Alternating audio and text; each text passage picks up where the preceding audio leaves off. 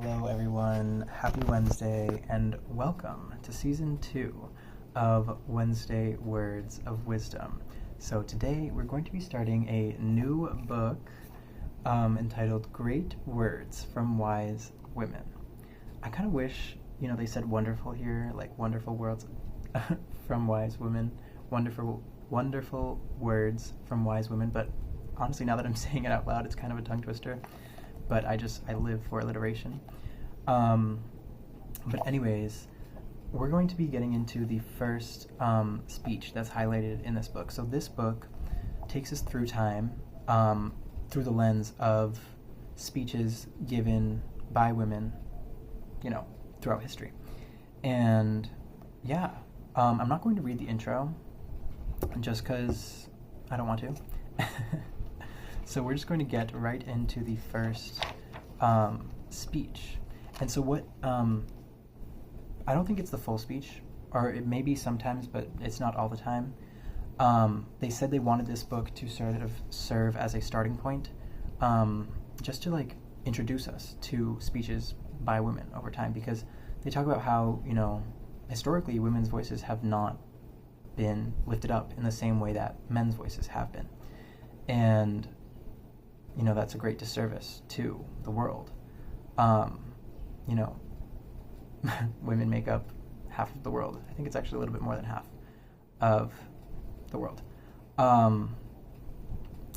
But yeah, so the first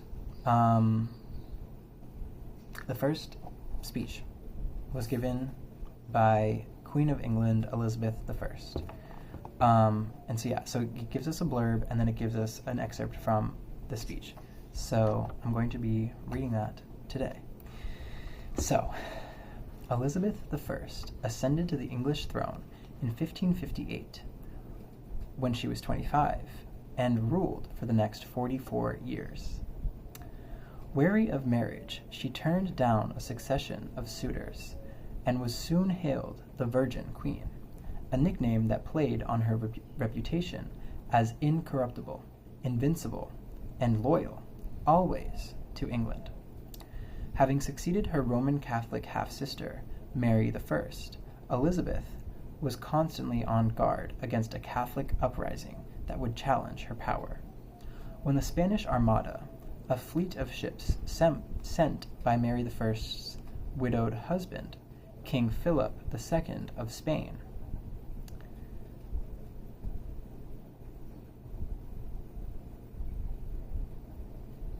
I guess,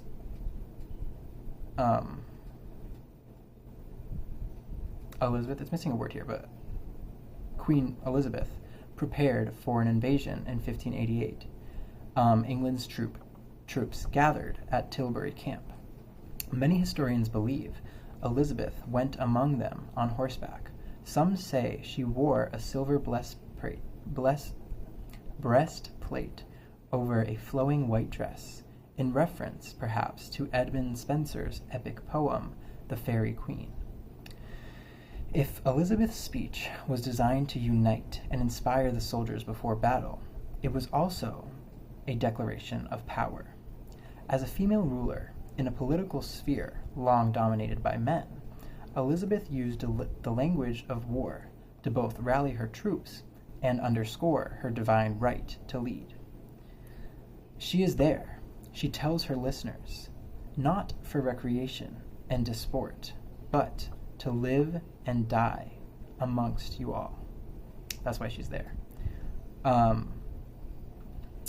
So, sorry, I kind of might be interrupting a little bit for my own understanding, for your understanding,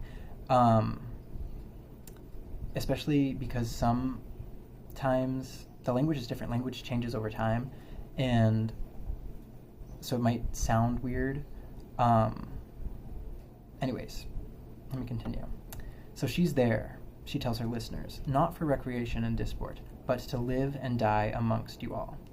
She draws explicit attention to her physicality in order to differentiate it from what she sees as a more masculine spirit. She places herself in a position of both self-sacrifice and unquestionable power.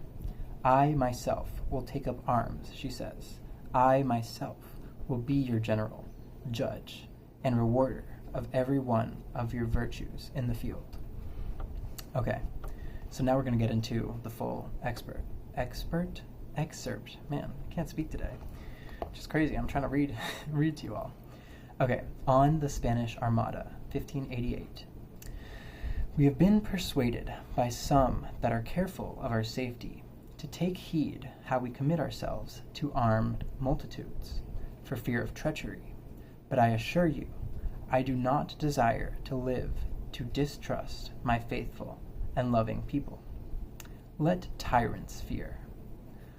I have always so behaved myself that, under God, I have placed my chiefest strength and safeguard in the loyal hearts and good will of my subjects, and therefore I am come amongst you, as you see, at this time, not for my recreation and disport, but being resolved, in the midst and heat of the battle, to live and die amongst you all, to lay down for my God and for my kingdom and my people, my honor and my blood, even in the dust.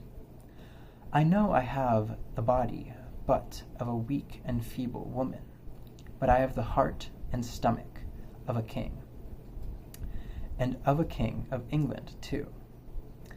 And think foul scorn that any prince of Europe should dare to invade the borders of my realm, to which rather than any dishonor shall grow by me, I myself will take up arms. I know already, for your forwardness, you have deserved rewards and crowns, and we do assure you, in the word of a prince, they shall be duly paid you. In the meantime, my lieutenant general shall be in my stead, than whom never prince commanded a more noble or worthy subject, not doubting, but by your obedience to my general, by your concord in the camp, and your valor in the field, we shall shortly have a famous victory over those enemies of God, of my kingdom, and of my people. Okay, so the first thing I want to talk about is how she says, I have the heart and stomach of a king. And that stood out to me because I think nowadays we have the heart of something. You know, I have the heart of a king, right? I feel like that could still be said. Or like a heart of gold. But we don't often, at least I haven't seen it a lot recently, refer to having the stomach of something. But it is interesting because, like, you know, we use the phrase, like, you can't stomach it, or you can stomach something, you know, like when you're able to digest it, like in a more figurative sense, when you're able to accept something or take it in. And I thought that was interesting here because she has the heart of a king. So she has the loyalty, but she also has the stomach of a king. She is willing and able, or she's saying so, to accept whatever her fate may be. She said in her words that she was willing to die for her country, for her people. Okay, and then another thing I want to notice, and I do this a lot, is that we say things in groups of three. Let me see if I can find it.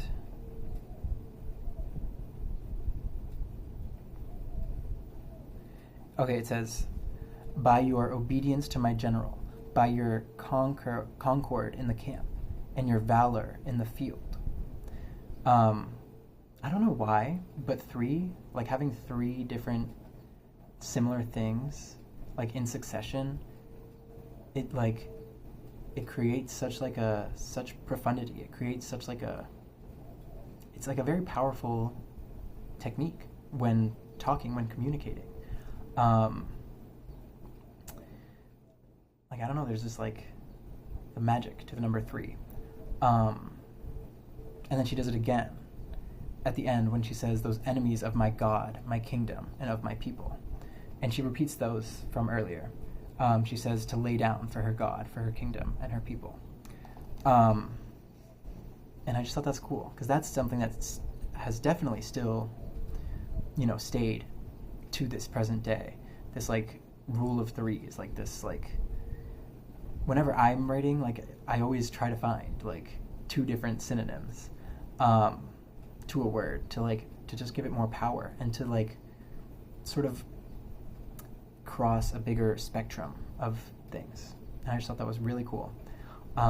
So thank you so much. And in the next video, we'll be moving on to Fanny Wright, a speech from 1829. So stay tuned for that next week.